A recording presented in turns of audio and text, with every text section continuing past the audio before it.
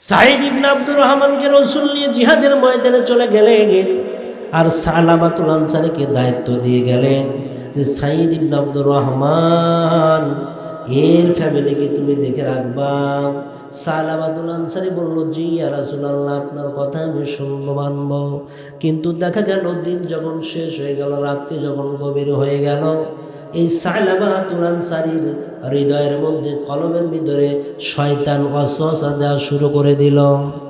শয়তান ওয়াসওয়াসা দিচ্ছে, বলছে সালাবারে, সাঈদ ইবনে আব্দুর রহমানের স্ত্রী বড়ই পরম সুন্দরী, তুমি যাও এই সাঈদ ইবনে আব্দুর রহমানের স্ত্রীর সঙ্গে একটু দেখো ভাব বিনিময় করা যায় কিনা, মেলামেশা করা যায় কিনা, পরম সুন্দরী। সাঈদ ইবনে আব্দুর রহমান জিহাদের ময়দানে চলে গেছে। সালাবাতুল আনসারী ভুলে গেল যে একজন মুসলমান ভাইয়ের আমানত তার কাছে রেখে গেছে। সেই সাঈদ ইবনে আব্দুর রহমানের স্ত্রীর ফ্যামিলির কাছে, স্ত্রীর কাছে এই সালাবাতুল আনসারী চলে গিয়ে একটু বাঁকা নজরে তাকাইল। তার মানে শয়তানের কুপ্ররোচনা আগায় জেনা করার জন্য, মনস্কামনা পূর্ণ করার জন্য সে সিদ্ধান্ত নিল।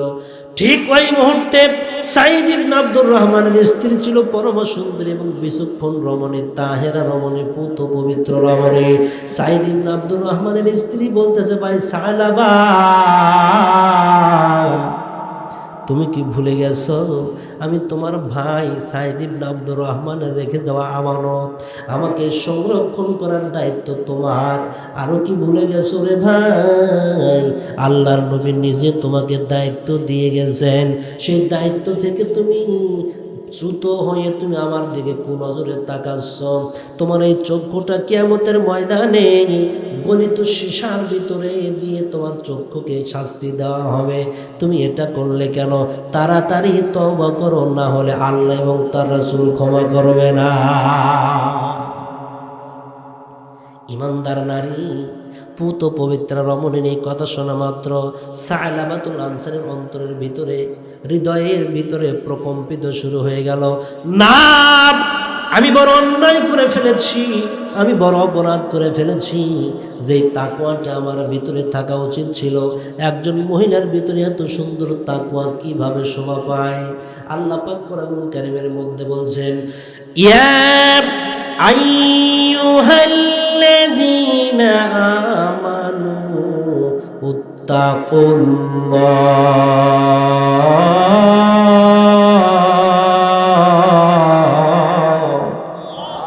হাক্কা তুকাতিহি ওয়া লা তামুতুন্না ইল্লা ওয়া আনতুম মুসলিমুন।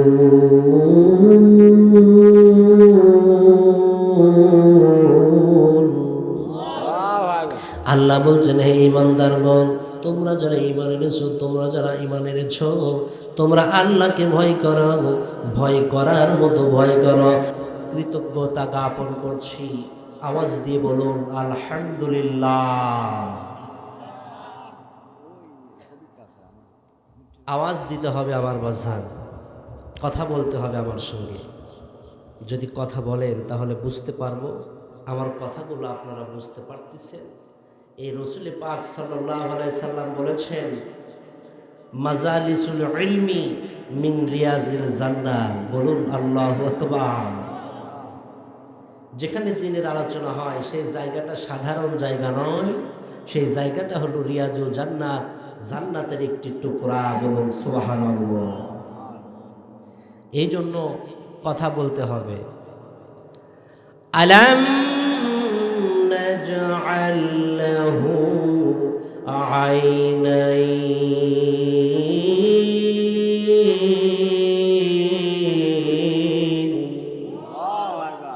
ওয়া লিসানাও ওয়া শাফাতাইন।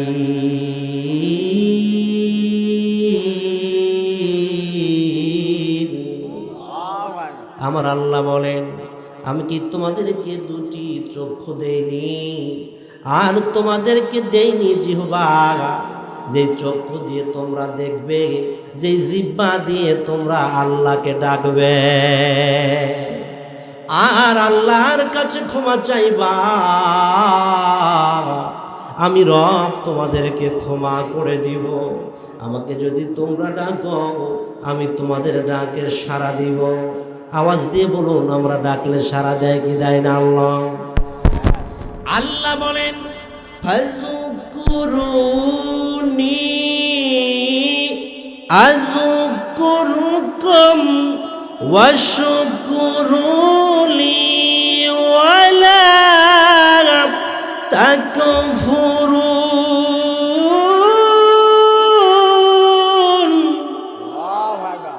পবিত্র কোরআনুল কারীম সূরা আল বাকারা ২ নম্বর সূরা ১৫২ নম্বর আয়াতে বলছেন, বান্দারে যদি তোমরা আমারে ডাকো আমি তোমাদের ডাকে সাড়া দিব। আর তোমরা আমার শুকরিয়ার, আমার কৃতজ্ঞতার না শুকরি করো না। আমি তোমাদেরকে যে নিয়ামত দিয়েছি নিয়ামতের শুকরিয়া আদায় করো। আল্লাহ ও গো আল্লাহ ক্ষমা করে দাও, মাফ করে দাও। আল্লাহর কাছে ক্ষমা চাইলে আল্লাহ ক্ষমা করবেন কি করবেন না? আল্লাহ ও গো আল্লাহ ক্ষমা করে দাও, মাফ করে দাও। যতদিনে জীবন বিনা বাজিবে সুপথে চালাও, মাফ করে দাও। সুপথে চালাও, মাফ করে দাও। তোমাকে না দেখিয়া নবীকে না চিনিয়া ঈমান এনেছি তবুও, তোমাকে না দেখিয়া নবীকে না চিনিয়া ঈমান এনেছি তবুও। এই উসিলায় রহম দয়া বিলাও, ক্ষমা করে দাও, মাফ করে দাও। ক্ষমা করে দাও, মাফ করে দাও। আল্লাহ ও গো আল্লাহ ক্ষমা করে দাও, মাফ করে দাও। কাউকে সরি না, কাউকে ডরি না, তোমাতে শির দেই তবুও। কাউকে ডরি না, কাউকে সরি না, তোমাতে শির দেই তবুও। এই উসিলায় রহম দয়া বিলাও। এই উসিলায় রহম দয়া বিলাও। ক্ষমা করে দাও, মাফ করে দাও। কারো কাছে হারি না, কারো অনুসারী না, তব দ্বারে হাত পাতি তবুও। কারো কাছে হারি না, কারো অনুসারী না, তব দ্বারে হাত পাতি তবুও। এই ওসিলাই চির সুখী জান্নাতে দাও। এই ওসিলাই চির সুখী জান্নাতে দাও। ক্ষমা করে দাও, মাফ করে দাও। আল্লাহ ও গো আল্লাহ ক্ষমা করে দাও, মাফ করে দাও। ক্ষমা করে দাও, মাফ করে দাও। স্বার্থ গেতে গিয়া বুকে মোরে আগিয়া, মা বাবা গেল গড়ে চলিয়া। স্বার্থ গেতে গিয়া বুকে মোরে আগিয়া, মা বাবা গেল গড়ে চলিয়া। এই ওসিলাই মা বাবা কি জান্নাতে দাও। এই ওসিলাই মা বাবা কি জান্নাতে দাও। ক্ষমা করে দাও, মাফ করে দাও। ক্ষমা করে দাও, মাফ করে দাও। আওয়াজ দিয়ে বলুন আল্লাহুম্মা আমিন। আমার আল্লাহ বলেন, কুল ইয়া ইবাদিয়াল্লাযীনা আসরাফু আলা আনফুসিহিম লা তাকনাতু মির রাহমাতিল্লাহ।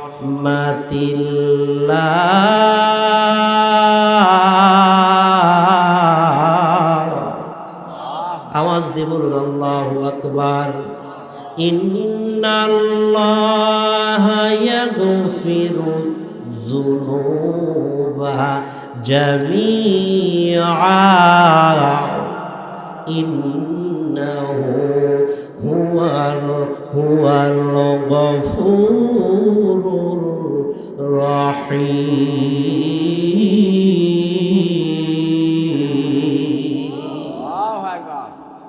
আমার আল্লাহ পাক পবিত্র কোরআনুল কারীম 39 নম্বর সূরা, সূরার নাম হলো আজ-জুমার। এই জুমারের 53 নম্বর আয়াতে বলছেন, কুল ইয়া ইবাদিয়াল্লাযীনা আসরাফু। কুল বলো, বলো হে আমার বান্দারা, হে আমার বান্দারা, তোমরা যারা নিজেদের প্রতি জুলুম করেছো, অবিচার করেছো, নিজেদের নফসের উপর অত্যাচার করেছো, অর্থাৎ গুনাহ করেছো, নিজেদেরকে জুলুমের মধ্যে ফেলে রেখেছো, অপরাধের পাহাড় গড়ে ফেলেছো, লা তাকনাতু মির রাহমাতিল্লাহ। তোমরা আমার রহমত থেকে নিরাশ হয়ে যেও না, তোমরা আমার রহমত থেকে নৈরাশ হয়ে যেও না। ইন্নাল্লাহা, নিশ্চয় আল্লাহ, ইয়াগফিরু যুনুবা জামিআ, নিশ্চয় আল্লাহ পাক সমুদয় পাপ তোমাদের ক্ষমা করে দিবে। আল্লাহ বলছেন, গুনাহ করতে করতে তোমাদের পাহাড় পরিমাণ হয়ে গেছে, তোমাদের নফসতে কালি পড়ে গেছে, দাগ পড়ে গেছে, তথাপি তোমরা আমার রহমত থেকে নিরাশ হয়ো না। এই যে জালিসুর রহমান রিয়াজুল জান্নাত বেহেশতের বাগান, আমার ভাইরা, আমরা যে মুসলমান বলে কেন উপস্থিত হয়েছি, এই মুসলমান শুধু নয়, আমাদের এই মাহফিলের চারপাশে আল্লাহর রহমতের অগণিত ফেরেশতারা আমাদের মাহফিলে এসে হাজির হয়ে গেছে। আমাদের মাহফিলের পাশে এসে অগণিত ফেরেশতারা, জায়গা হচ্ছে না, জায়গা সংকুলান হচ্ছে না, একজন ফেরেশতার উপর আরেকজন ফেরেশতা, আর একজন ফেরেশতার কাঁধের উপর আর একজন ফেরেশতা, এরকম কাঁধের উপর কাঁধ রেখে রেখে মাটি থেকে, জমিন থেকে আল্লাহর আরশে মুআল্লা পর্যন্ত ফেরেশতাদের দলেরা পৌঁছে গেছে।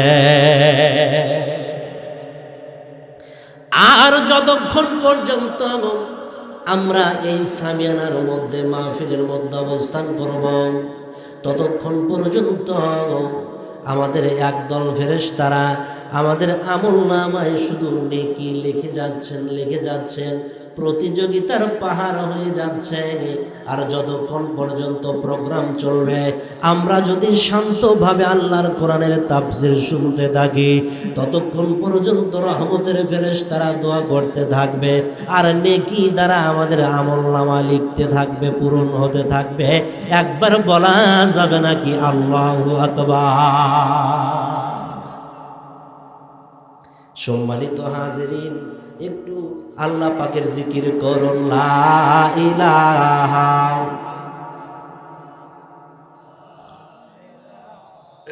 আওয়াজ হয় না, লা ইলাহা।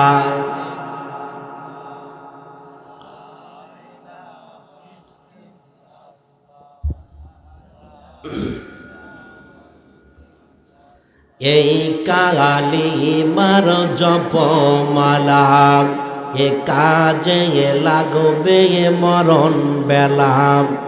এই কালিমার রমশনীতে কবর হবে উজালা, লা ইলাহা।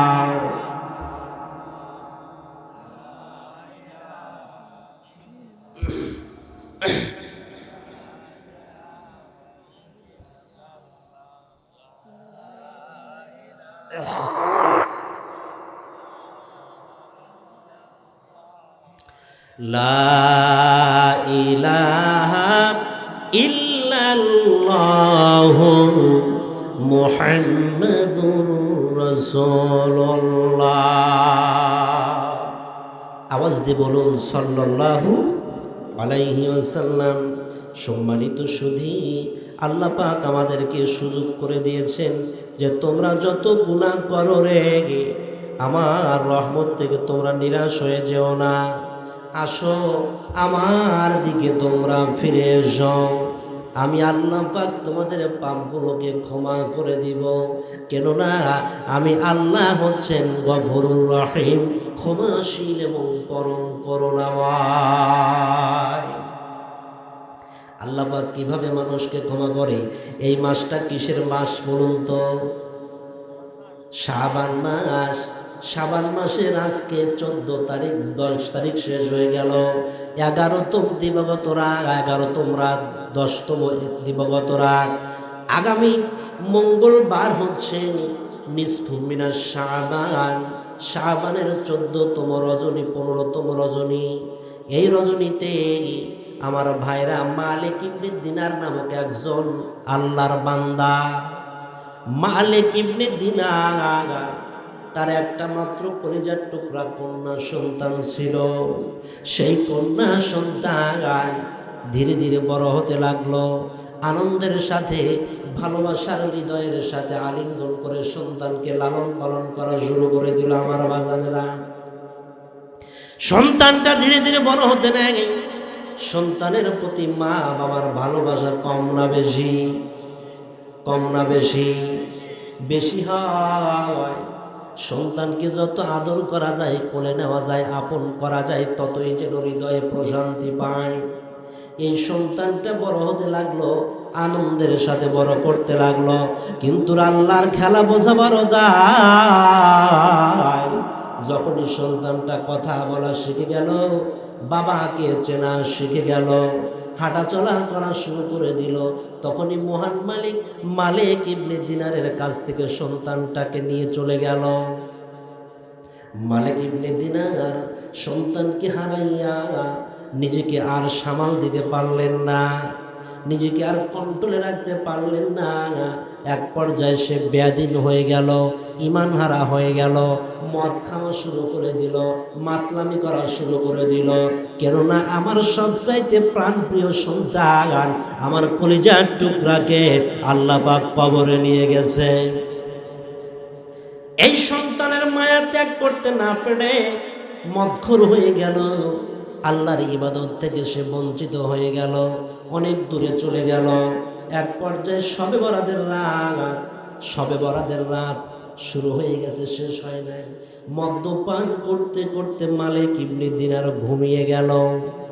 ঘুমের ঘরে স্বপ্নের মাঝে দেখে কিয়ামতের রাজ কায়েম হয়ে গেছে। মালিক ইবনে দিনার কিয়ামতের ময়দানে চলে গেছে। সকলের হিসাব নিকাশের জন্য পাল্লা তৈরি করা হয়েছে।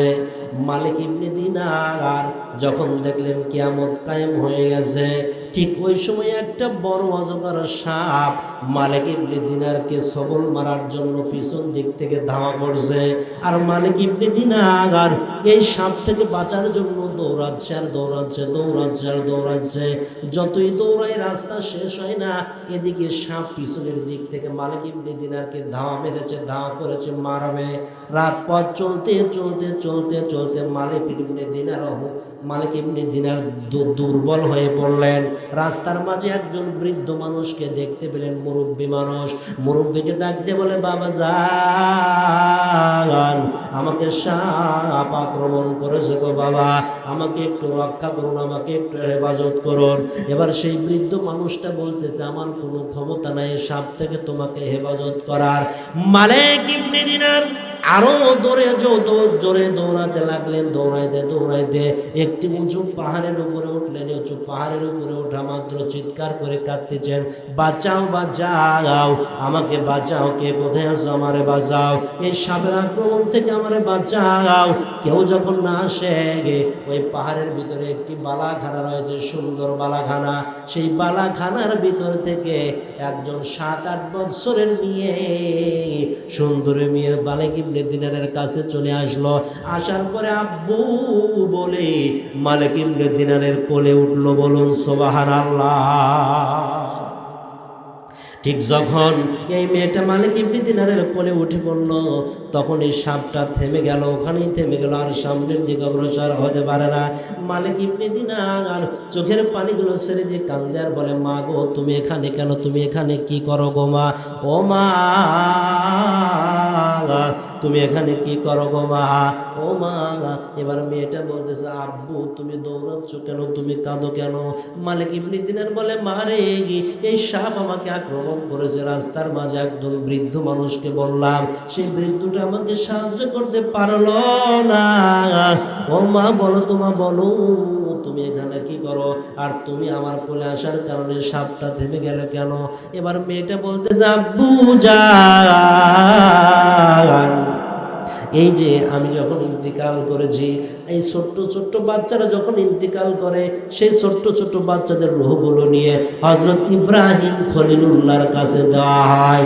ইব্রাহিম খলিলুল্লাহর কাছে ছোট্ট ছোট্ট বাচ্চারা লালিত পালিত হয় এবং আল্লাহর কোরআনুল কারীমের তেলাওয়াত সেখানে শিখে যায়। এই যে পাহাড়ের উপর সুন্দর বালাখানা, এখানে সমস্ত ছোট্ট ছোট্ট মাসুম বাচ্চাগুলো আছে। ইব্রাহিম নবী আমাদেরকে কোরআন তেলাওয়াত শিক্ষা করাচ্ছে। আব্বা জান, ও বাবা, আপনার স্বপ্নের ব্যাখ্যা হলো যে সাপটা আপনাকে ধাওয়া করেছে, আপনি অত্যন্ত ঈমানহারা হয়ে গেছেন, দুর্বল হয়ে গেছেন, আপনার মেয়েকে হারাইয়া আপনার আল্লাহর ইবাদত থেকে অনেক গাফেল হয়ে গেছেন। আপনার মেয়েকে হারাইয়া আল্লাহ পাক রব্বুল আলামিন মানুষদেরকে পরীক্ষা করার জন্য দুনিয়াতে পাঠিয়েছে। আল্লাহ দেখতে চাই কে পরীক্ষায় উত্তীর্ণ হতে পারে, কারণে কেমন ভালো। তাবারাকাল্লাযী বিয়াদিহিল মুলকু ওয়া হুয়া আলা কুল্লি শাইইন কাদির।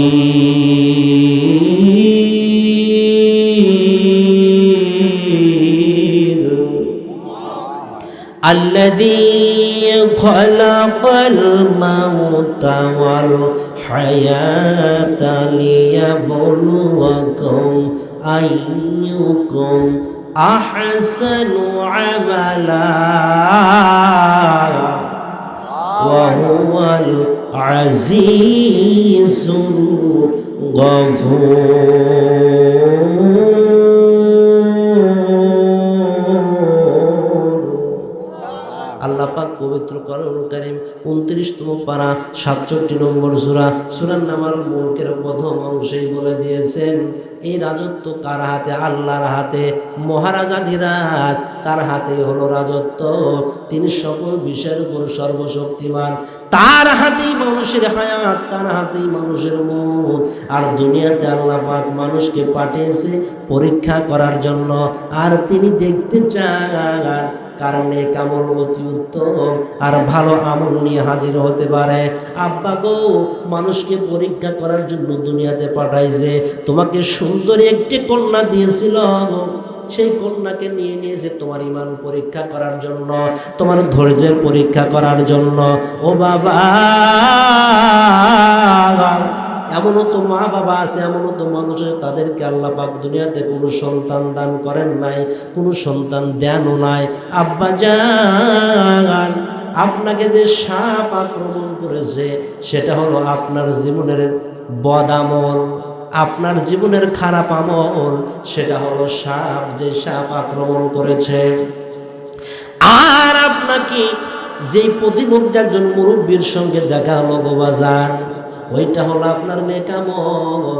বদামল আপনাকে আক্রমণ করেছে, নেকামলের কাছ থেকে আপনি সাহায্য চেয়েছেন, নেকামল সাহায্য করতে পারে নাই।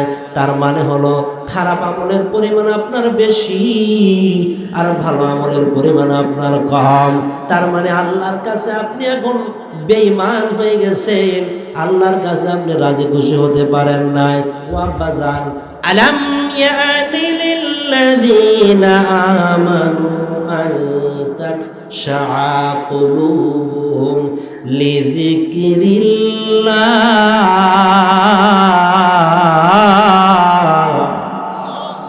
আলাম ইয়ানি, এখনো কি সময় আছে না?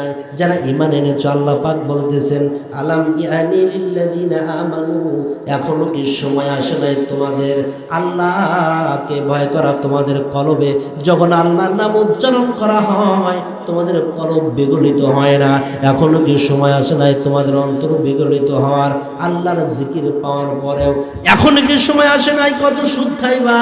এখনো কি সময় আসে নাই কত ঘুষ খাইবা? মৃত্যুর কথা কি তোমাদের স্মরণে নাই? এখনো কি সময় আসে নাই আল্লাহর দিকে ফিরে আসার? যে কোনো মুহূর্তেই তো মালাকাল মউত এসে হাজির হয়ে যাবে। তোমাকে এক সেকেন্ডের সময় দিবে না, এক বিন্দু পরিমাণ সময় চা হলেও সময় তুমি পাবে না।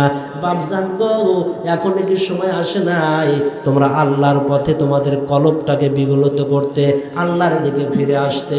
বাবা গো, আজকে শবে বরাতের রাত, তুমি এখনই বাড়ি চলে যাও, গোসল করো, পবিত্রতা অর্জন করো, মদ ছেড়ে দাও, জুয়া ছেড়ে দাও, সুদ ছেড়ে দাও, ঘুষ ছেড়ে দাও, আল্লাহর কাছে তওবা করো, আল্লাহ তোমার তওবা কবুল করে ফেলবে। স্বপ্ন ভেঙে গেল, মালিক ইবনে দিনার নজর করে দেখে এখনো শবে বরাতের রাত শেষ হয় নাই। তিনি গোসল করলেন, তওবা করলেন, আল্লাহর কাছে ক্ষমা চাইলেন, আল্লাহর কাছে ক্ষমা চাইলেন, চোখের পানিগুলো ছেড়ে দিয়ে মহান রব্বুল আলামিন তাকে ক্ষমা করে দিলেন। এক সময় মালিক ইবনে দিনার আল্লাহ পাকের জগৎ বিখ্যাত ওলি হয়ে গেল। এই জন্য আল্লাহ রাব্বুল আলামিন বলেছেন, ইয়া আইয়ুহাল্লাযীনা আমানু তুবু ইলাল্লাহি তাওবাতান নাসুহা আসা রাব্বুকুম আইয়ুকাফির আনকুম সাইয়্যাতিকুম ওয়া ইউদখিলাকুম জান্নাতিন তাজরি মিন তাহতিহাল আনহার।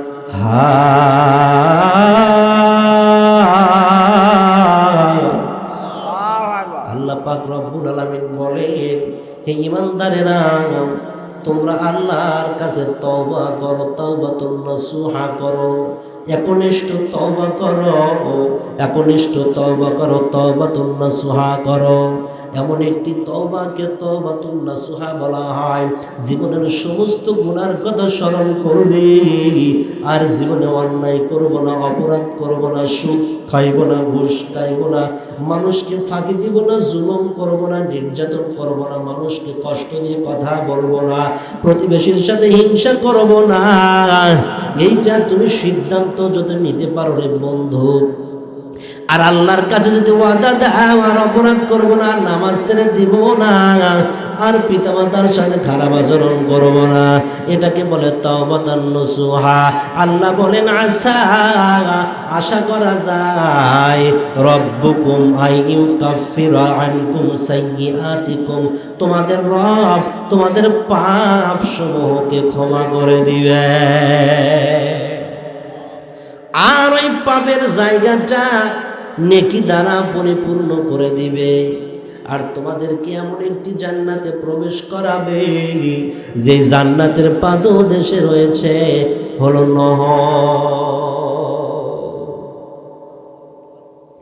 নূরে মুজাসসাম লাউ লাখো সালাম, তোমার জন্য পড়ি মোরা দরুদ ও সালাম।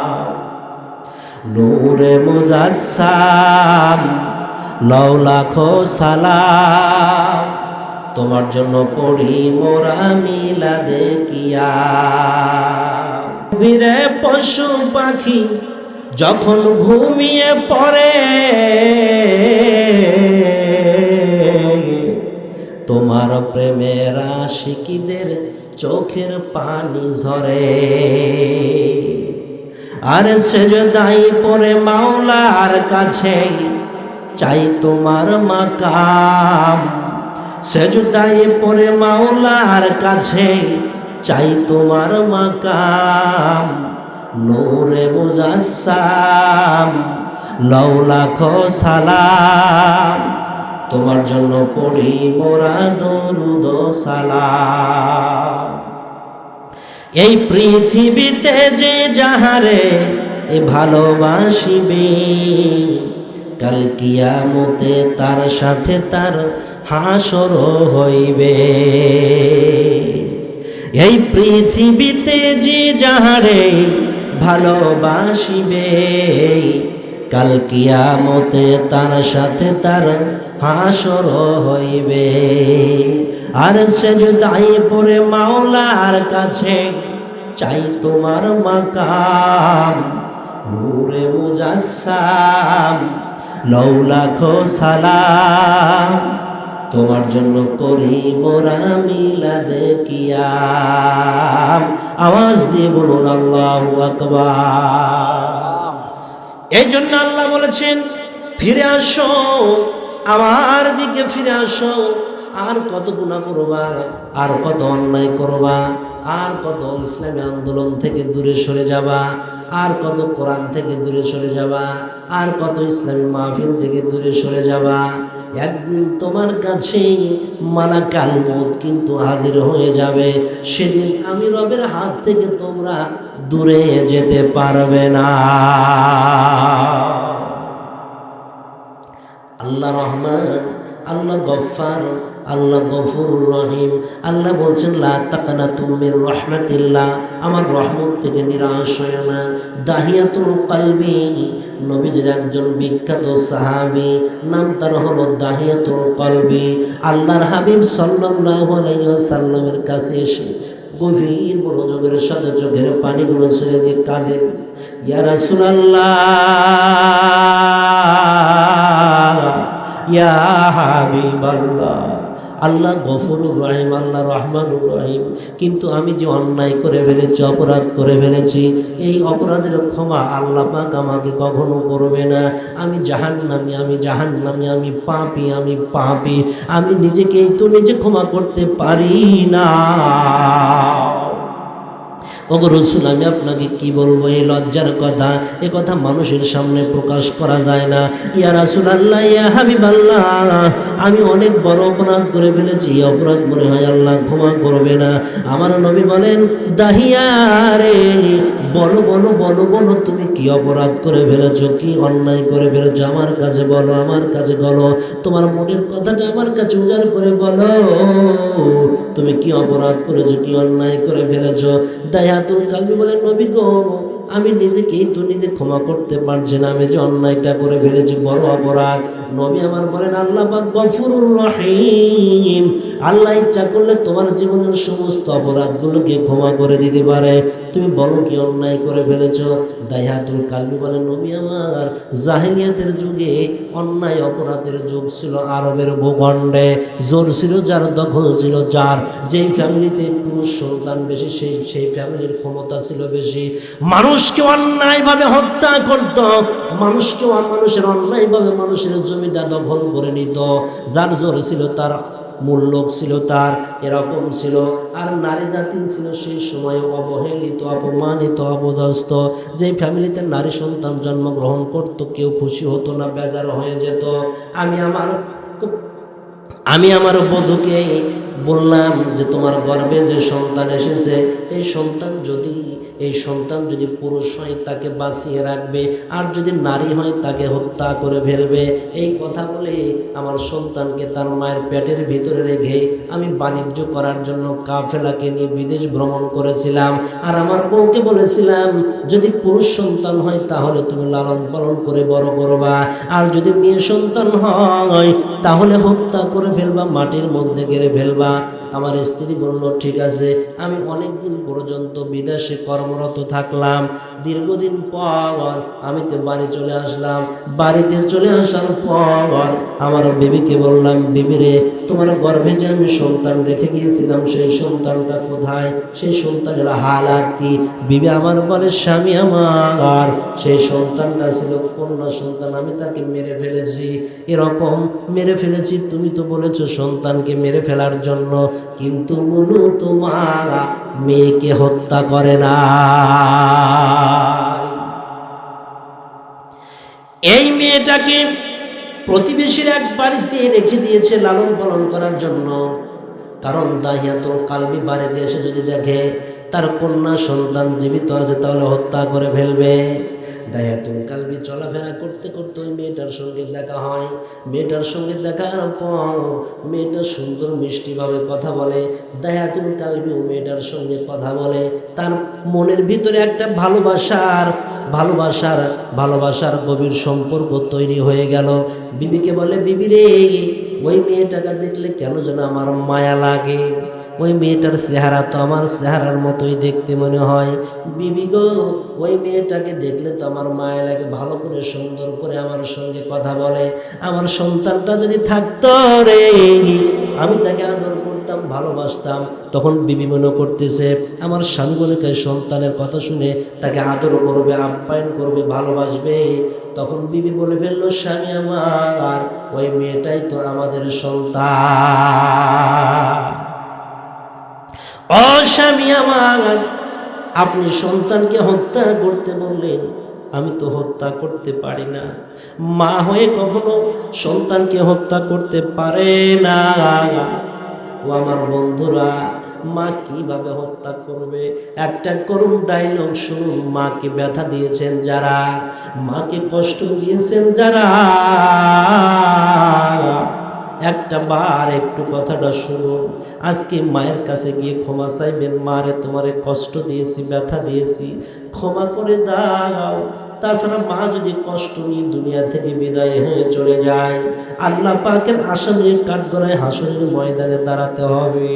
ও আমার বাজার, মায়ের গর্ভে যখন সন্তান চলে আসে, মায়ের গর্ভে যখন সন্তান চলে আসে, মেডিকেল সায়েন্স বলছে, ডাক্তারেরা বলছে মায়ের পেটে 10 ইঞ্চি জায়গা ফাঁকা থাকে সন্তান ধারণের জন্য। সন্তান ধারণের জন্য মায়ের পেটে 10 ইঞ্চি জায়গা ফাঁকা থাকে। সন্তান যখন 10 ইঞ্চি হয়ে যায়, মায়ের পেটটা পুরো হয়ে গেল, সন্তানকে দ্বারা কমপ্লিট হয়ে গেল, পরিপূর্ণ হয়ে গেল। কিন্তু দেখা যায় সন্তান যখন জন্মগ্রহণ করে 16, 17 বা 18 ইঞ্চি হয়ে সন্তান দুনিয়াতে ভূমিষ্ঠ হয়। কম বেশি হতে পারে। বিজ্ঞান বলছে মায়ের পেটের ভিতরে মাত্র 10 ইঞ্চি জায়গা থাকে সন্তান ধারণ ক্ষমতা। এই সন্তানের দৈর্ঘ্য যখন 11 ইঞ্চি হয়ে যায়, ঠিক সঙ্গে সঙ্গে তখন মায়ের কলিজার সঙ্গে সন্তানের পাটাকে সেট করে দেওয়া হয়। মায়ের কলিজার সঙ্গে সন্তানের পা যখন সেট করে দেওয়া হলো, মায়ের কলিজাটা 1 ইঞ্চি উপরে উঠে গেল। সন্তানের দৈর্ঘ্য যখন 12 ইঞ্চি হয়ে যায়, মায়ের কলিজাটা 2 ইঞ্চি উপরে উঠে যায়। সন্তানের দৈর্ঘ্য যখন 15 ইঞ্চি হয়ে যায়, মায়ের কলিজাটা 5 ইঞ্চি উপরে উঠে যায়। মায়ের কলিজা যখনই উপরের দিকে উঠতে থাকে, তখনই মায়ের বমি বমি ভাব হয়, শরীরে ব্যথা হয়, পেটে ব্যথা হয়, খাইতে পারে না, ঠিক মতো ঘুমাইতে পারে না, শুইতে পারে না, বমি বমি হয় কিন্তু বমি বের হয় না, শুধু ওয়াক পড়তে থাকে, ওয়াক পড়তে থাকে। এই রকম করতে করতে 9টি মাস 10টি মাস পর্যন্ত মা এরকম কষ্ট সহ্য করে। ঠিক মতো খাইতে পারে না, ঠিক মতো ঘুমাইতে পারে না, ঠিক মতো শুইতে পারে না, কোনো দিকেই কল পায় না। ডান দিকে ব্যথা, বাম দিকে ব্যথা, উপর দিকে ব্যথা, এরকম ব্যথা করতে থাকে। মেডিকেল সায়েন্স ডাক্তারকে বলা হলো এরকম ব্যথা কয়দিন, এরকম আঘাত কতদিন পর্যন্ত, কয় ধরনের আঘাত দেওয়া হয়। ডাক্তার বলতেছে সবচাইতে মায়ের পেটের ভিতরে সন্তান সবচাইতে কম নড়াচড়া করে যে সন্তান, ভদ্র সন্তান, একদম কম নড়াচড়া করে যে সন্তানটা, সেই সন্তানটা সর্বনিম্ন মায়ের কলিজায় 4,500 বার লাথি মারে। 4,500 বার লাথি মেরেছি আমরা। ওই মায়ের কলিজায় আঘাত লাগে। মা কখনো চিৎকার করে, কখনো চোখের পানি ছেড়ে দিয়ে কান্দে, ক্ষুধার যন্ত্রণায়, ক্ষুধার জ্বালায় খাইতে পারে না, বমি হয়। সম্মানিত হাজিরি, আমার ভাই রে, মা কেমন করে ওই সন্তানটাকে হত্যা করবে? মেডিকেল সায়েন্স বিজ্ঞান বলছে এই 4,500 লাথির মধ্যে 3টি লাথি সবচাইতে বেশি মারাত্মক ধরনের লাথি। আমার বন্ধুরা, প্রশ্ন করা হলো বাবার কলিজায় যদি আঘাত দেওয়া হতো তাহলে কেমন হতো? বিজ্ঞান গবেষণা করে দেখেছে মায়ের কলিজা আর বাবার কলিজা, 2 কলিজাটা গবেষণা করে দেখেছে, যদি কোনো সন্তান মায়ের কলিজায় 4,500 বার লাথি মারে, যেই সন্তানটা যত বেশি লাথি মারবে তত বেশি ওই সন্তানের সাথে মায়ের মহাব্বত আর ভালোবাসা পয়দা হয়ে যাবে। আর একটা লাথি যদি বাবার কলিজায় আঘাত মারা যায়, সঙ্গে সঙ্গে বাবা সেখানে ইন্তেকাল করবে। একটি রহস্যময় পর্দা মা এবং বাবার কলিজার মধ্যে সেট করা হয়েছে। আমার বন্ধুগণ, দাহিয়াতুল কালবি হত্যা করতে বলেছে। মা জননী কষ্ট করে গর্ভে ধারণ করেছে, তিনি তো কোনোভাবেই এই সন্তানটাকে হত্যা করতে পারে না। আমার বন্ধুগণ, মায়ের গর্ভধারণের করুণ পরিস্থিতিটা কেমন হয় শুনুন তাহলে। মায়ের প্রসব বেদনা যখন শুরু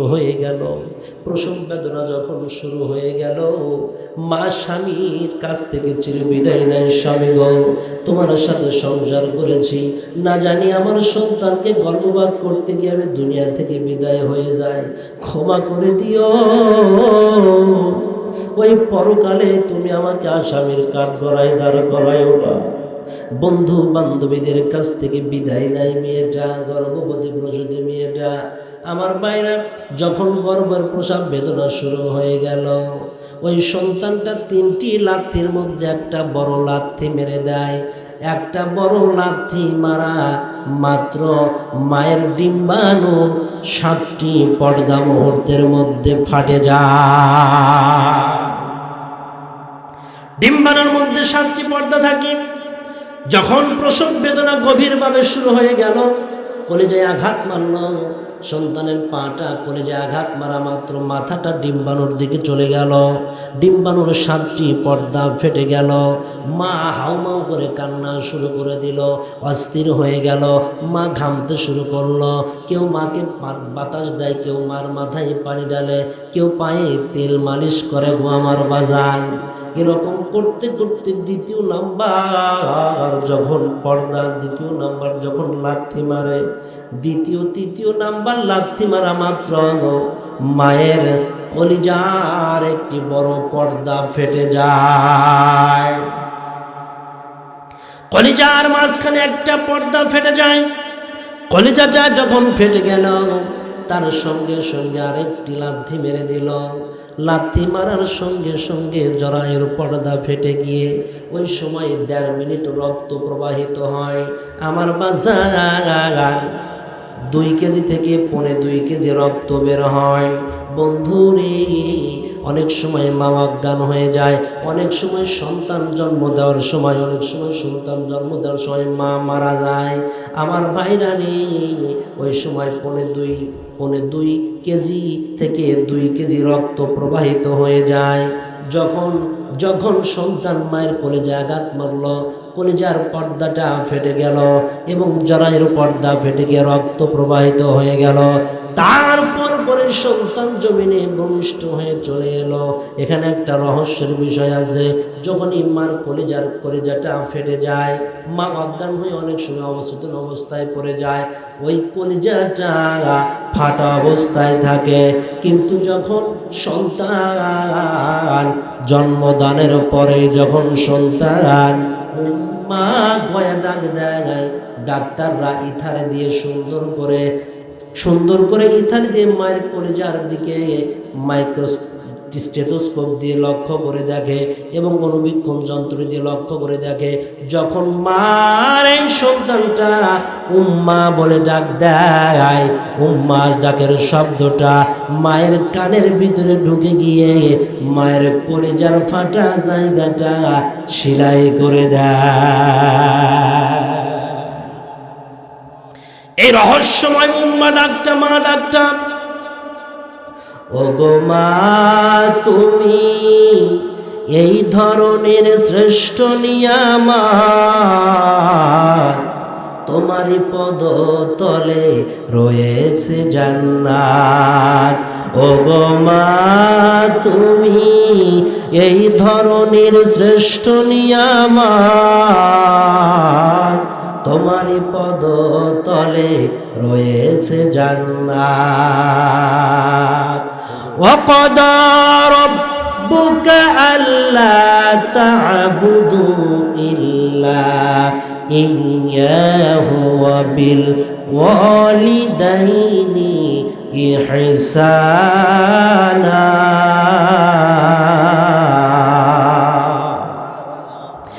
إما يبلغن عندك الكبر أحدهما أو كلاهما فلا تقل لهما أف ولا تنهرهما وقل لهما قولا كريما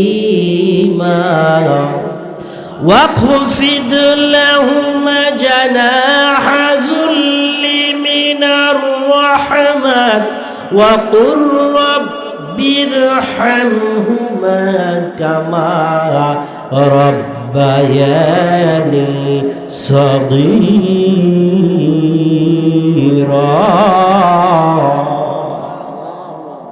সম্মানিত হাজিরিন, এই জন্যই তো জান্নাত মায়ের পায়ের তলে।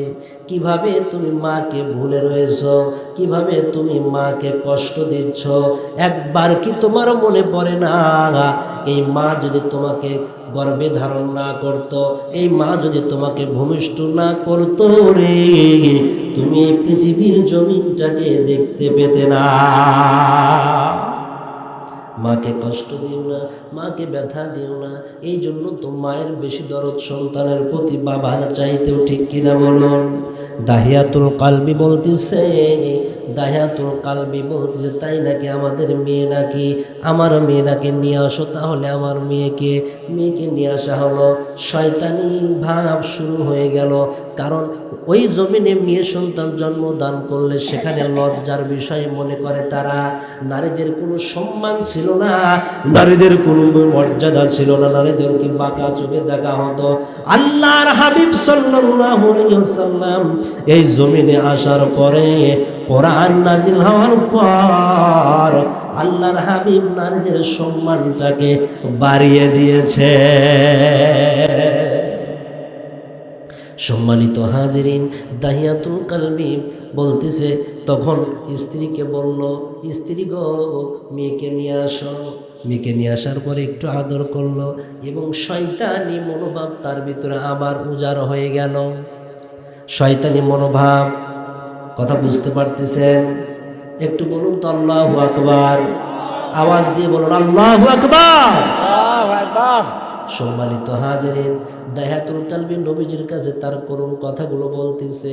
এবার বলতেছে, এই মেয়েকে বাঁচানো যাবে না, এই মেয়েকে আমি হত্যা করে ফেলবো, কিন্তু মায়ের কাছ থেকে আমি কিভাবে নেই? তখন তার বিবেকে বলতেছে, বিবি রে, সন্তানকে একটু গোসল করায় দাও, নতুন পোশাক পরায় দাও, আমি যাব সন্তানের নানার বাড়ি বেড়াইতে। মা জননী সুন্দর করে সন্তানকে হাসি মুখে গোসল করাইয়া দেয়, সুন্দর পোশাক পরাইয়া দেয়, গোসল করাইয়া দেয়, সুন্দর পোশাক পরাইয়া দেয়, স্বামীর কাছে দিয়ে দেয়।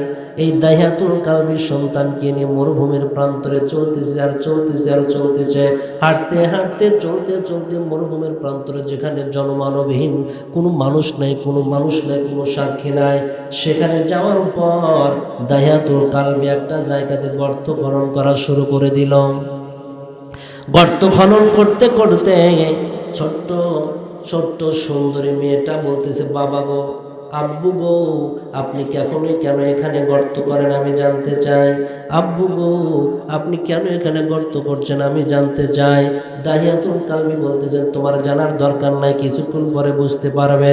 যখন গর্তটা খনন করতেছিল, দাহিয়াতুল কালবি চোখের পানিগুলো ছেড়ে দিয়ে বলে, নবী গো, আমার মতো পাষাণ হৃদয়ের মানুষ কেউ নাই।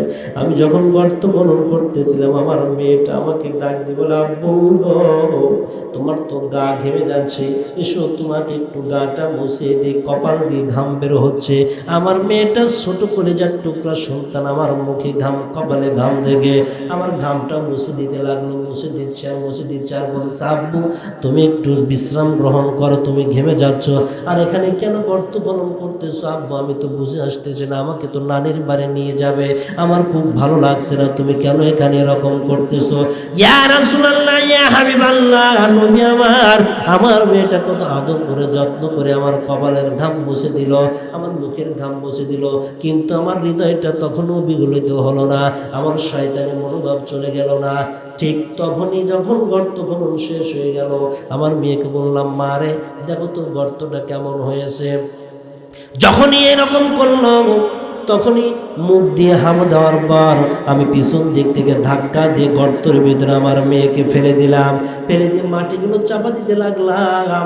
তখন আমার মেয়েটা চোখের পানিগুলো ছেড়ে দিয়ে আকাশের দিকে তাকিয়ে বলে, আব্বু গো, আমাকে মেরো না, আমাকে হত্যা করো না, মাটি চাপা দেও না। আমি যদি তোমার কাছে বড় অন্যায় করে থাকি, বড় অপরাধ করে থাকি, পাপ করে থাকি, তুমি আমাকে এখান থেকে ছেড়ে দাও। জীবনে আর কোনোদিন তোমার সমাজে ঢুকবো না, তোমার ফ্যামিলিতে যাব না, তোমার সামনে যাব না। আমার দু চোখ যেদিকে যায় আমি সেদিকে চলে যাবো রে বাবা, তুমি আমার ছেড়ে দাও। আমি তোমার দেশে থাকবো না, অন্য রাষ্ট্রে চলে যাব, অন্য মানুষের কাছে চলে যাব, আমি ইতিম হয়ে যাব, আমি তোমার পরিচয় কখনো মানুষের সামনে দেব না, কিন্তু আমাকে তুমি জানে বাঁচিয়ে দাও রে বাবা। এই বলে চিৎকার মেরে মেরে আমার মেয়ে কান্দে। আমার হৃদয়টা তখনও বিগলিত হলো না। আমি মেয়েটাকে রাসূল সেখানে জীবন্ত কবর দিয়ে চলে আসলাম। ইয়া রাসূলুল্লাহ, ইয়া হাবিবাল্লাহ, আমার রব কি অপরাধটা আমার কি ক্ষমা করে দিবে নাকি? কখনো তো ক্ষমা করবে না, কখনো তো ক্ষমা করবে না। আমার আল্লাহ পাকের হাবিব বলছেন, দাহিয়াতুল কালবি, তুমি চিন্তা করো না, তুমি ভাবনা করো না। ওই সময়টা ছিল জাহিলিয়াতের সময়, ওই সময় তুমি ছিলে হলো মুশরিক, তুমি ছিলে কাফের। এখন মুসলমান হয়েছো, ইমানদার হয়েছো, তাহলে আল্লাহ পাক ঘোষণা দিয়েছেন, ইয়া আইয়ুহাল্লাযীনা আমানু তুবু ইলাল্লাহি তাওবাতান নাসুহা আসা ربكم أن يكفر عنكم سيئاتكم ويدخلكم جنات تجري من تحتها الأنهار।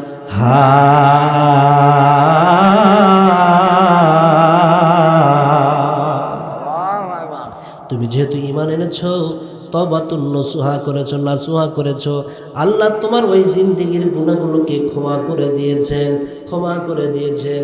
এবং যদি ঈমানের হালাতে তুমি মৃত্যুবরণ করতে পারো, তাহলে তোমার জন্য জান্নাতুল ফেরদাউস বরাদ্দ হয়ে যাবে। তাহলে আল্লাহ কত রহমান, আল্লাহ কত মহান। এই জন্য বলছি বাবা, ফিরে এসো আল্লাহর দিকে, তাওবাতুন নসুহা করো। আর কত সুদ খাইবা, আর কত ঘুষ খাইবা, আর কত ইসলাম থেকে দূরে সরে যাবা, আর কত নামাজ পড়বা না, আর কত বোনকে ফাঁকি দিবা, আর কত ভাইকে ফাঁকি দিবা, আর কত ইসলামী আন্দোলন থেকে দূরে সরে যাবা, আর কত ইসলামী ব্যক্তিকে সমর্থন না করে বেঈ ইসলামিক ব্যক্তিকে সমর্থন করবা। আল্লাহর আদালতে তোমাকে একদিন হাজিরা দিতেই হবে। একটু দরুদ পেশ করুন, আল্লাহুম্মা সাল্লি আলা। ওই যে একটা নিয়ে বুঝা ওটা শেষে বলে দেবো না কালেকশনের কথা। আমি লেগে হ্যাঁ, লিখে রাখেন। সবাই আওয়াজ দিন, কথা বলছেন না কেন? কষ্ট পাচ্ছেন? কষ্ট হচ্ছে? আলোচনা ছেড়ে দিব, দোয়া করে দিব? তাহলে সবাই সমস্বরে আওয়াজ দিয়ে বলুন, আল্লাহুম্মা সাল্লি আলা মাওলানা মুহাম্মদ ওয়া আলা আলি সাইয়্যিদিনা মাওলানা। আমার আল্লাহ হলেন ক্ষমাশীল। তিনি বলেন, আসো আমার দিকে ফিরে আসো, আমি তোমাদেরকে ক্ষমা করে দিব। এই যে তওবা করলে আল্লাহ পাক ক্ষমা করে দেন, তওবা করলে আল্লাহ পাক ক্ষমা করে দেন, এটাই চরম বাস্তব। আরেকটি যায়, নবীর ভালোবাসার মধ্যে রয়েছে ক্ষমা। সম্মানিত হাজিরিন, কঠিন অপরাধ করলে আল্লাহ পাক ক্ষমা করে দিবেন, কিন্তু আল্লাহর দিকে ফিরে আসতে হবে, মুতাওয়াজ্জহ হতে হবে। সাহাবীর নাম হলো সালাবাতুল আনসারী রাদিয়াল্লাহু তাআলা আনহু। সালাবাতুল আনসারী মদিনার অধিবাসী ছিলেন। তবুকের যুদ্ধের সময় সালাবাতুল আনসারী আর একজন সাহাবী ছিল সাঈদ ইবনে আব্দুর রহমানকে নবীজি যুদ্ধের ময়দানে নিয়ে যাবেন। আর সালাবাতুল আনসারীকে বললেন, সালাবারে তুমি বাড়িতে থাকো, আর এই সাঈদ ইবনে আব্দুর রহমানের স্ত্রী এবং সন্তানদের দেখাশোনা করবা।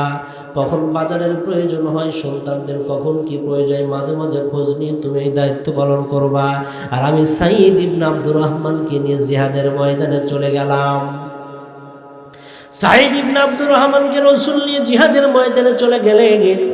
আর সালাবাতুল আনসারীকে দায়িত্ব দিয়ে গেলেন যে সাঈদ ইবনে আব্দুর রহমান এর ফ্যামিলিকে তুমি দেখে রাখবা। সালাবাতুল আনসারী বলল, জি ইয়া রাসূলুল্লাহ, আপনার কথা আমি শুনবো, মানব। কিন্তু দেখা গেল দিন যখন শেষ হয়ে গেল, রাত্রি যখন গভীর হয়ে গেল, এই সালাবাতুল আনসারীর হৃদয়ের মধ্যে, কলবের ভিতরে শয়তান ওয়াসওয়াসা দেওয়া শুরু করে দিল।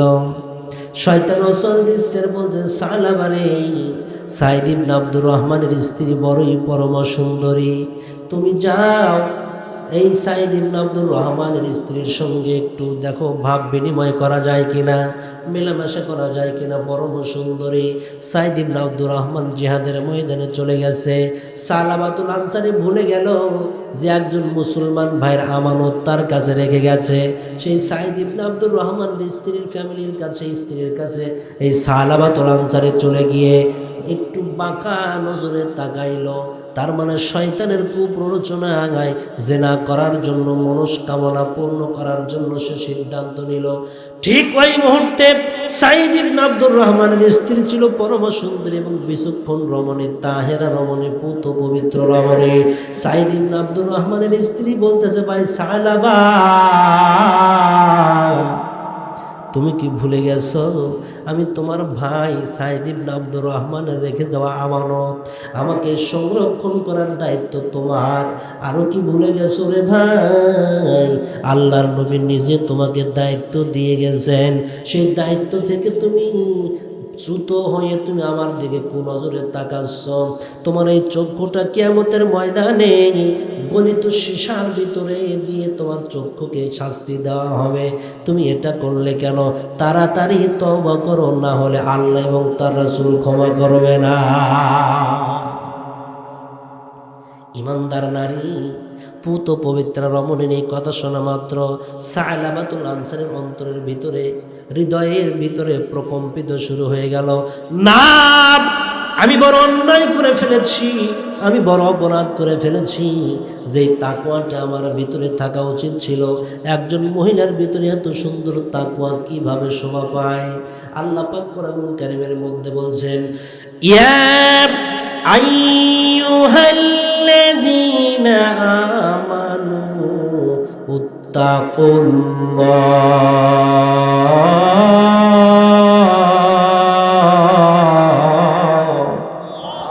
হাক্কা তুকাতিহি ওয়া লা তামুতুন্না ইল্লা ওয়া আনতুম মুসলিমুন।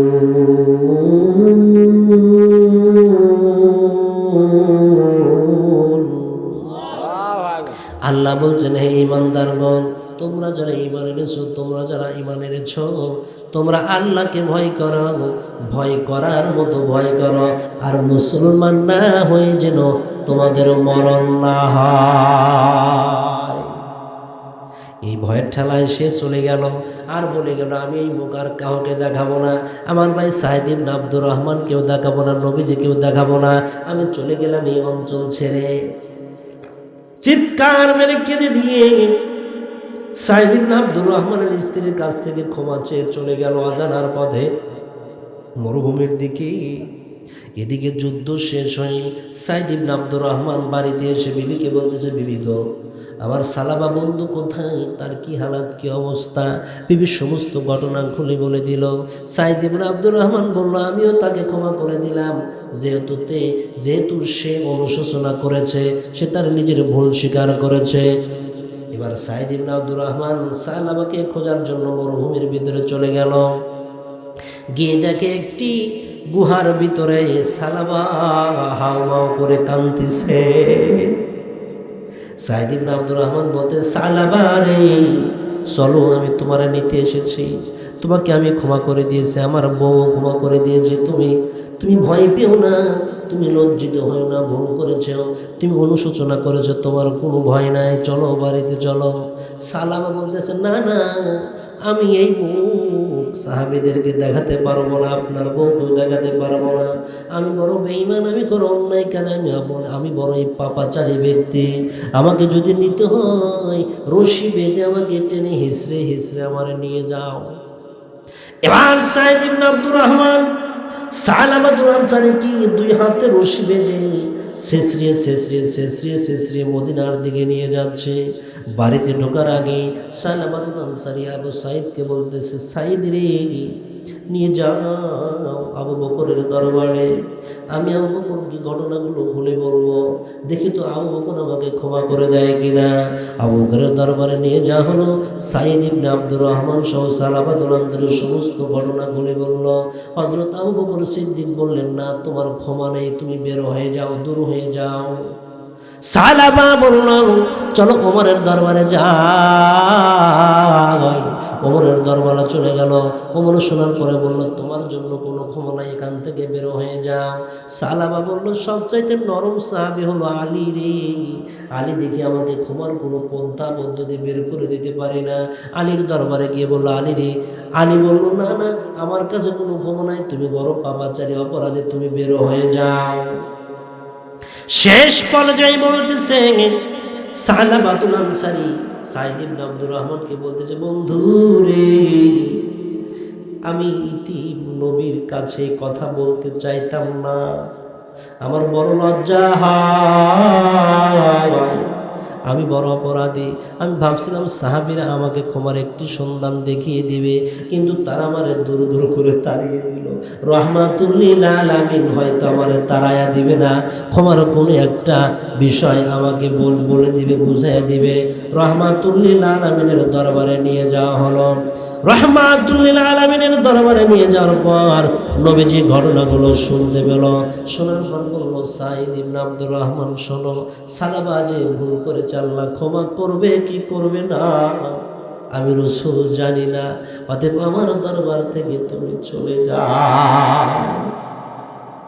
চারজনের কাছ থেকে যখন বিতাড়িত হয়ে গেল, সালাবাতুল আনসারী বলল, না, আমি আর এই মদিনাতে থাকতে পারবো না, আমি রাসূলের কাছে অপরাধী, সাহাবীদের কাছে অপরাধী, আমার এই জীবনটা আমি আর এই সমাজের মানুষকে দেখাবো না, আমাকে ছেড়ে দে রে সাঈদ, আমার আর ধরে রাখিস না।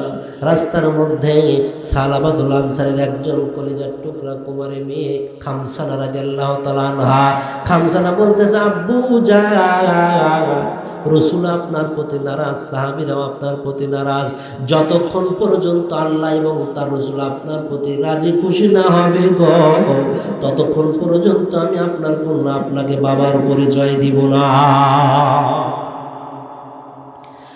বড় ধরনের হিট খেল, বড় ধরনের হিট পিপ সেই মদিনাতুল মুনাওয়ারার সেই সমাজ, সেই রাষ্ট্র থেকে সে বের হয়ে চলে গেল। সেখান থেকে চলে গেল, যাওয়ার পর আল্লাহ পাক কোরআনুল কারীমের আয়াত নাজিল করে নবীকে বলে দিলেন, এ নবী আমার, যারা অন্যায় করে অপরাধ করে, যারা অন্যায় করে অপরাধ করে ফিরে আসে, তওবা করে রে, তাদেরকে আমি ক্ষমা করে দেই। আল্লাহ পাক কোরআনে বলছেন, কুল ইয়া ইবাদিয়াল্লাযীনা আসরাফু আলা আনফুসিহিম লা তাকনাতু মির রাহমাতিল্লাহ,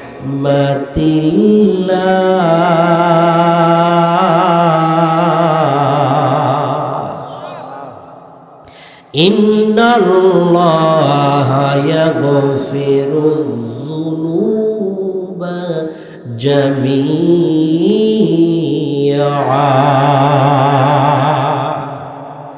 ইন্নাহু হুয়াল গফুরুর রহিম।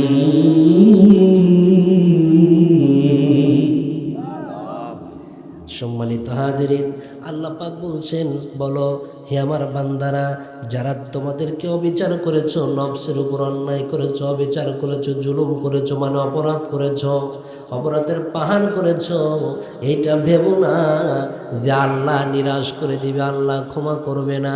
আল্লাহ তো, আল্লাহর দরবার থেকে, আল্লাহর রহমত থেকে তোমরা নিরাশ হয়ে যেও না, নিরাশ হয়ে যেও না।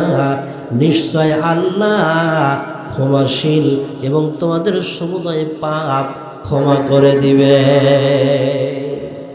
কিন্তু শর্ত হলো ফিরে আসতে হবে একবারের জন্য। আর অন্যায় করা যাবে না, আর অপরাধ করা যাবে না।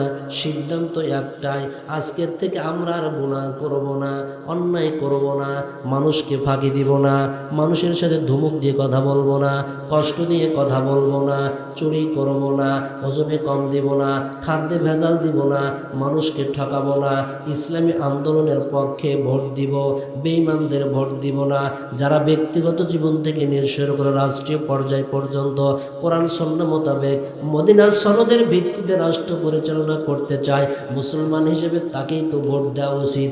এর বাইরে কাউকে ভোট দেওয়া মুসলমান হিসেবে উচিত নয়। এইটা করব, আগের জীবনে যা করছি, এখন তো একবার সুযোগ এসেছে, সুযোগটা কাজে লাগাইয়া দেব। এটাই হলো ইসলামের কথা, এটাই হলো কোরআনের কথা, এটাই হলো হাদিসের কথা। মানুষকে ভয় করব না, ভয় করব একমাত্র কাকে? আর ক্ষমাও তো চাইতে হবে আল্লাহর কাছেই। সম্মানিত হাজিরিন, এবার আল্লাহর হাবিব সাল্লাল্লাহু আলাইহি সাল্লাম সাহাবীদেরকে ডেকে বললেন, সাহাবীরা রে, সালাবাতুল আনসারী কোথায়? যাও সালাবাতুল আনসারীকে ডাক দিয়ে নিয়ে এসো। সালাবাতুল আনসারীকে ঘোষণা দিয়ে দাও আল্লাহ তাকে ক্ষমা করে দিয়েছে। আবু বকর ওমর বললেন, আমরা যাই ইয়া রাসূলুল্লাহ। এরপরে সবচাইতে বয়োজ্যেষ্ঠ সাহাবী হযরত আপনার সালমান ফারসি রাদিয়াল্লাহু তাআলা আনহু বললেন, ইয়া রাসূলুল্লাহ, আমি বয়োজ্যেষ্ঠ সাহাবী, আমি গেলে হয়তো সালাবাতুল আনসারী আসবে।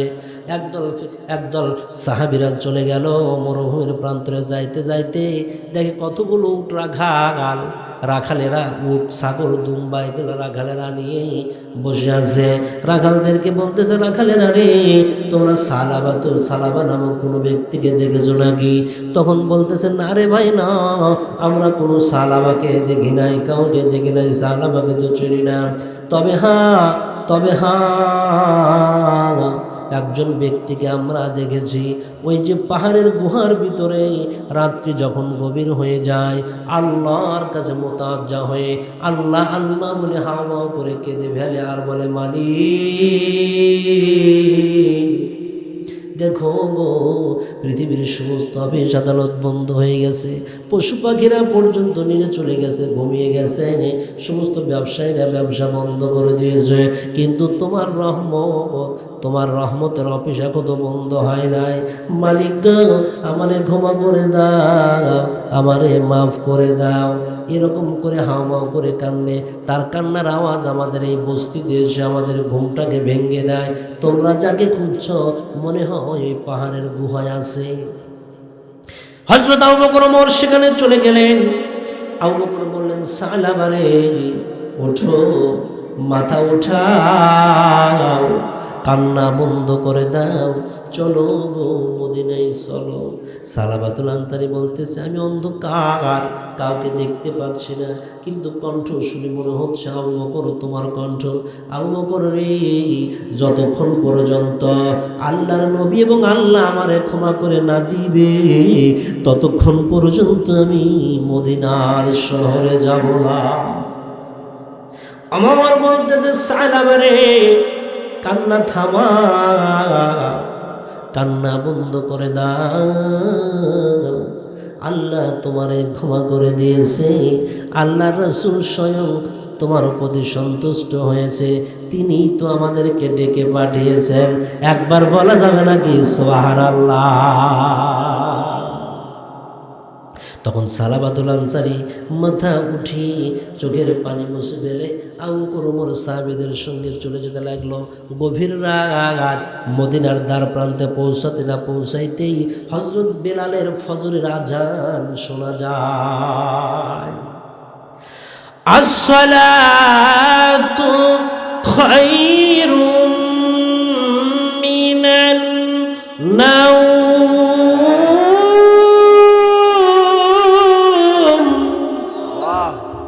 ফজরের আজান ভেসে আসে, ওঠো ওঠো ও মুসলমান,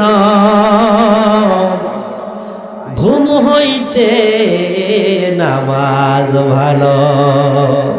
ওঠো ওঠো মুসলমান, ঘুমায়ো না আর, পশু পাখি সবে ডাকে নাম যে আল্লাহ, পশু পাখি সবে ডাকে নাম যে আল্লাহর। দুনিয়া পুঁজির বাজি, ও মন তো তুমি বুঝলে না, এই দুনিয়া পুঁজির বাজি, ও মন তো তুমি বুঝলে না। কত মানুষ চলে গেল কেউ তো ফিরে এলো না, কত মানুষ চলে গেল কেউ তো ফিরে এলো না।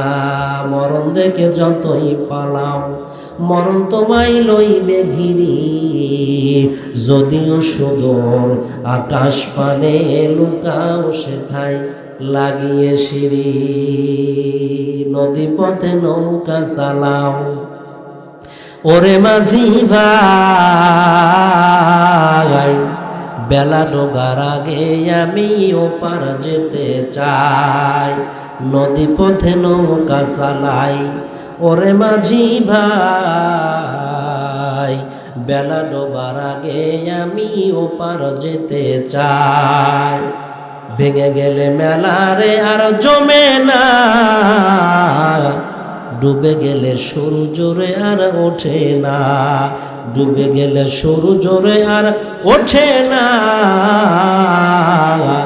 ভেঙে গেলে মেলারে আর জমে না। এখনো সময় আছে আল্লাহ নবীর নাম লও, আল্লাহ নবীর নাম। এখনো সময় আছে আল্লাহ নবীর নাম লও, আল্লাহ নবীর নাম। আইসো একা যাইবা একা, সঙ্গে তোমার যাইবে কি? আইসো একা যাইবা একা, সঙ্গে তোমার যাইবে কি? সঙ্গে যাবে দুটো নাম, আল্লাহ আর নবী। সঙ্গে যাবে দুটো নাম, আল্লাহ আর নবী। এখনো সময় আছে আল্লাহ নবীর নাম লও, আল্লাহ নবীর নাম। জোরে জোরে বলুন মারহাবা। কুল ইন কুনতুম তুহিব্বুনাল্লাহ ফাত্তাবিউনি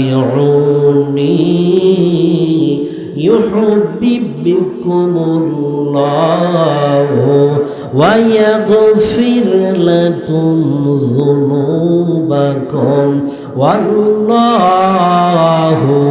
গফুরুর রহিম।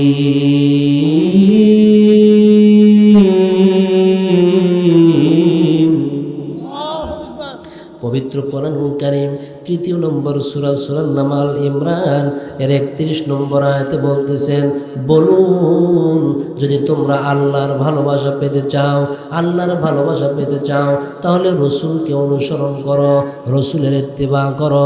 রসুলের অনুসরণ করার মাধ্যমে আল্লাহর ভালোবাসা রয়েছে। আর এটা যদি তোমরা করতে পারো তোমাদের সমস্ত জীবনের গুনাহ আল্লাহ পাক ক্ষমা করে দিবে। এই যে রসুলকে ভালোবাসা, রসুলের ইত্তিবা, এই যে সালামাতুল আনসারী চলে গেল, ফজরের আজান হয়ে গেল, মদিনার মসজিদের নামাজের জন্য নবীজির পিছনে দাঁড়িয়ে আছে। নবীজি সালাত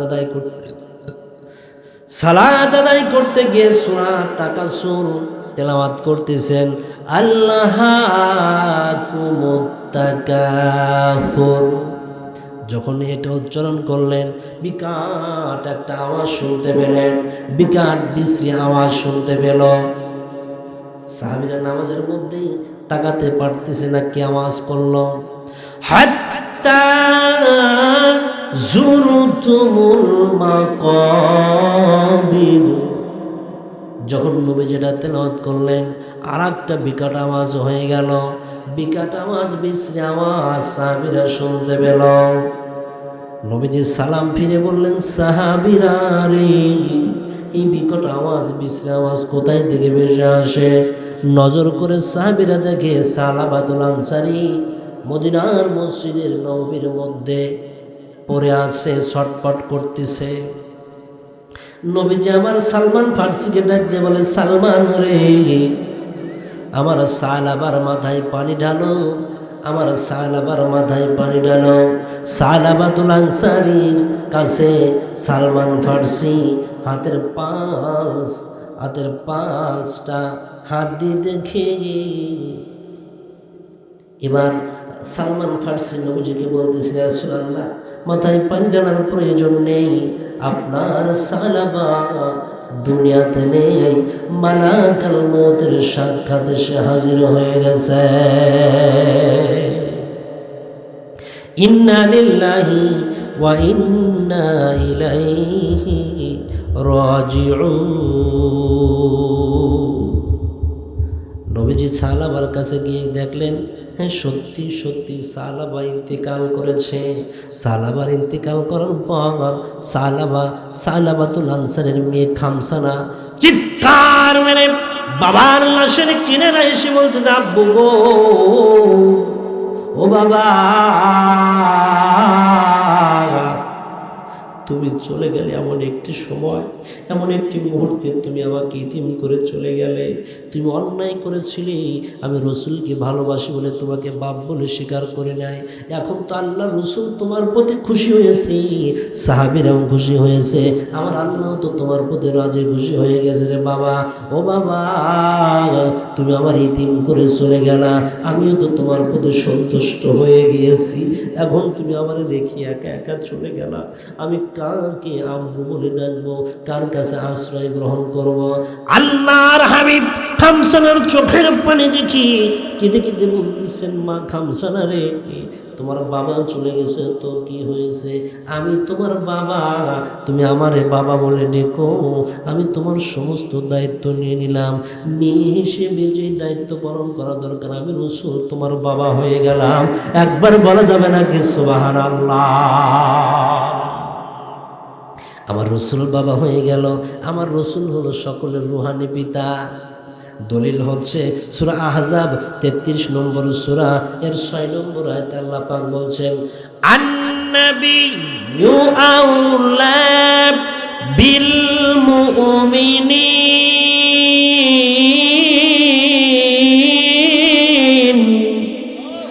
আন-নাবিয়্যু আউলা বিল মুমিনিনা মিন আনফুসিহিম ওয়া আজওয়াজুহু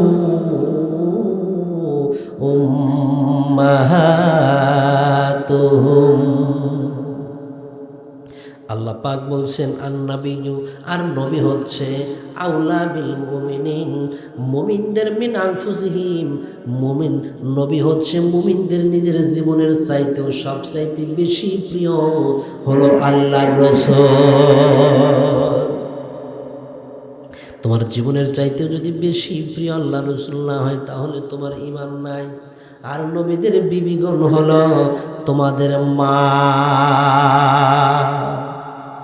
নবীদের বিবিগণ যদি তোমার আমার মা হয়, নবী তো অবশ্যই আমাদের পিতা। এই জন্য নবীজি আমাদের রুহানি পিতা।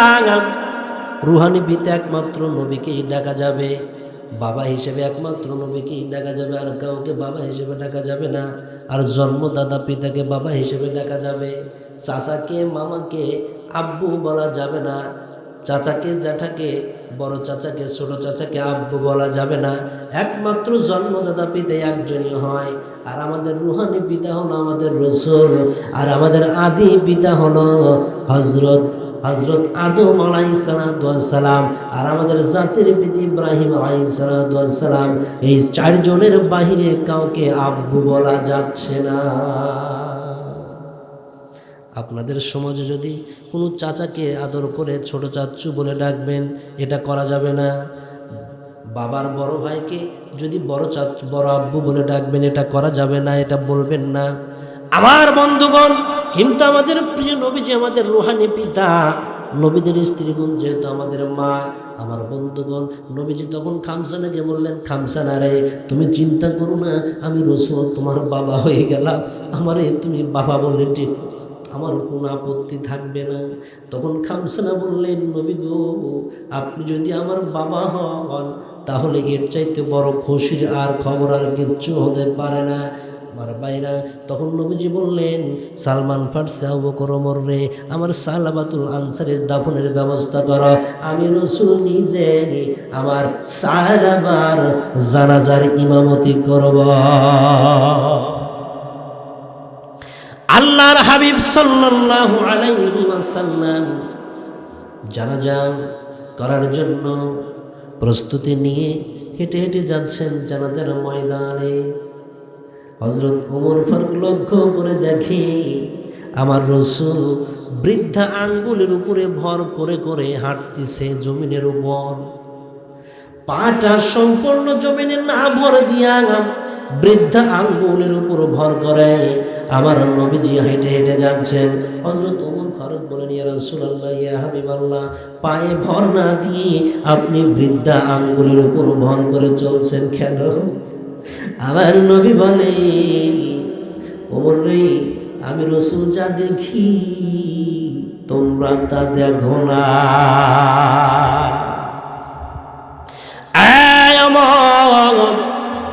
আমি রাসূল যা দেখি তোমরা তা দেখো না।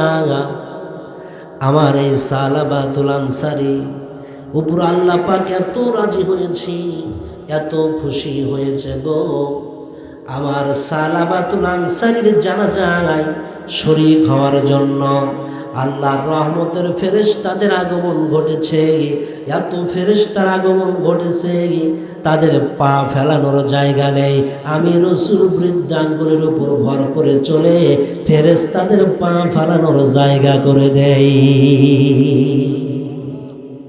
ইয়া রাসূলুল্লাহ, ইয়া হাবিবাল্লাহ, ইয়া রাসূলুল্লাহ, ইয়া হাবিবাল্লাহ, পাই যদি নবীজি আপনার দিদার, মউতের যতনা থাকিবে না আমার। আল্লাহু আকবার বলেন। পাই যদি নবীজি আপনার দিদার, মউতের যতনা থাকিবে না আমার, দয়া যে করিয়া দিয়েন গো দিদার, মায়া যে করিয়া দিয়েন গো দিদার। ইয়া রাসূলুল্লাহ, ইয়া হাবিবাল্লাহ, ইয়া রাসূলুল্লাহ, ইয়া হাবিবাল্লাহ। আমারি মউতের নিদান কালে থাকিও নবীজি আমারি শিয়রে, আমার মউতের নিদানের কালে থাকিও নবীজি আমার শিয়রে, দেখিব আপনারে আপন নজরে,